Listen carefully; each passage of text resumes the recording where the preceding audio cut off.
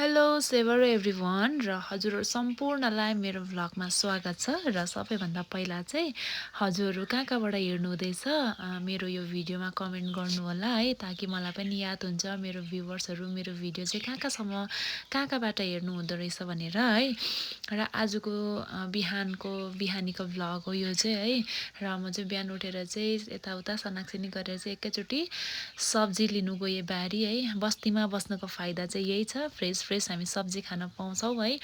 र धेरै भएको थियो साग नखाएको डुकु नखाएको अन्त म चाहिँ बारी गएँ डुकु टिप्नु अनि हाम्रो बारीबाट देखिने दृश्य है अन्त हाम्रोमा चाहिँ यति बेला आलुहरू भइरहेको छ अन्त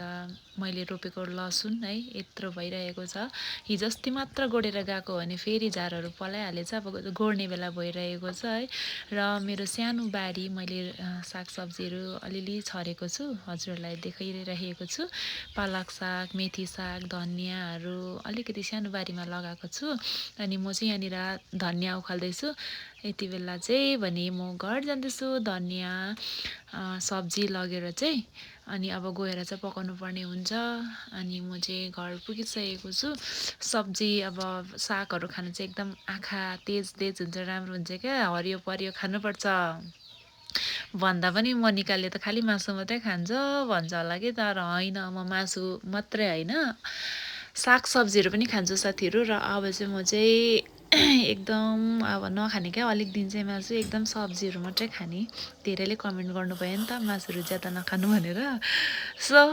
कतिजनाले चाहिँ चियाहरू पिउनु हुँदैन नि त अन्त म सोच्छु क्या घरिघरि अब चिया नपिए चाहिँ कसरी बस्न सकेको होला जस्तो लाग्छ किनभने म चाहिँ एकदम टी लभर परेँ म चाहिँ चिया बेगर चाहिँ दिन काट्न सक्दिनँ के भन्नु अब मेरो चाहिँ अब चिया भनेको चाहिँ ज्यानै हो भनौँ न पुरा मनपर्छ मलाई चाहिँ है अन्त म चाहिँ यति बेला भने चाहिँ चिया पिउँदै डुकु केलाउँदैछु हामी छोरी मान्छेलाई चाहिँ सब्जी के खाऊँ भन्छ बिहान खाइसक्यो भने दिउँसो के खाने भने टेन्सन दिउँसो खाइसकेपछि बेलुका के खाने भने टेन्सन हुन्छ है पहिलाको भन्दा पनि यति भन्दा चाहिँ मलाई त्यो पहिलाको कहावत याद आयो हेर्नु न भाले बसेको केटाहरूलाई चाहिँ कान्छी बुढी कहिले ल्याउँ हुन्छ अरे अनि केटीहरूलाई चाहिँ सब्जी के पकाऊँ भन्ने टेन्सन हुन्छ अरे मै केटी मान्छे हो र चाहिँ हामीलाई चाहिँ हो यो भनाइ चाहिँ यो चाहिँ हामीलाई चाहिँ हुन्छ सब्जी के पकाऊँ हुन्छ टेन्सनै हुन्छ तर केटाहरूको चाहिँ याद भएन है सो साथीहरू यति आज त दिन पनि कति साह्रो चिसो हो है कहीँ हिउँ परेर चाहिँ यतातिर चिसो भएको होला भन्दै सोच्दै खाना पकाउँदै थियो मेरो चाहिँ सब्जी पाकिसकेको छ र उता आगो पनि हेर्दै गर्नुपर्ने हुन्छ किचनमा किनभने पानी चाहिँ हामी उता तताउँछ कोही बेला दाल कोही बेला खानाहरू पनि यतै बनाउँछु हाम्रो आगो फुक्ने किचनबाट देखिने दृश्यहरू चाहिँ यसो छ आज चाहिँ त्यस्तो घाम नलागेर है नभए चाहिँ दार्जिलिङ चाहिँ एकदम छ्याङ्गै देख्छ र चाहिँ हाम्रो बाख्राको खोर मौरीको डुर कुखुराको खेलखोर हो आज बिहानै मैले दिपिका बहिनीको भिडियो देखिरहेको थिएँ सिद्राको अचारसँग खाना खाएको होइन अन्त मलाई पनि खानु मन पऱ्यो सिद्रा पनि थियो सबै थियो अन्त चाहिँ मैले बनाएँ सिद्राको अचार अनि खाना पाकिसकेको छ है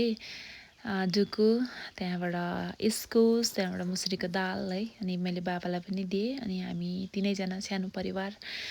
खाना खाँदैछौँ यति बेला चाहिँ खाना खाइ मात्रै सकेको थियो बाहिर भैया आउनुभएछ हो अनि हाम्रो बाबा फेरि यति साह्रो सिम्पल हुन्छ पहिल्यैदेखिको हाम्रो बाबा चाहिँ यस्तै हुनुहुन्छ क्या अलिकति टाक बुट्टाहरू भएको चाहिँ केही मन पराउनु हुँदैन खालि सिम्पल मन पराउनु हुन्छ टी सर्टहरू पनि कलरवाला अनि स्वेटरहरू पनि खालि वास्टेड अन्त यस्तो ब्ल्याकहरू मात्रै मन पराउनु हुन्छ अरू फेरि अरू कलर चाहिँ मन पराउनु हुँदैन अनि हाम्रो बाबा चाहिँ एकदम सिम्पल छ बाबा खाना खाइसकेपछि त भाँडाकुँडा धुनै पर्यो होइन घर सनाकसिनी गर्नै पर्यो र आम्बो हेर्नु त क्या छिटो धोइसकेँ मैले गाइस यसरी मेरो बिहानको काम चाहिँ सकियो र भ्लग पनि सकियो thank you so much for watching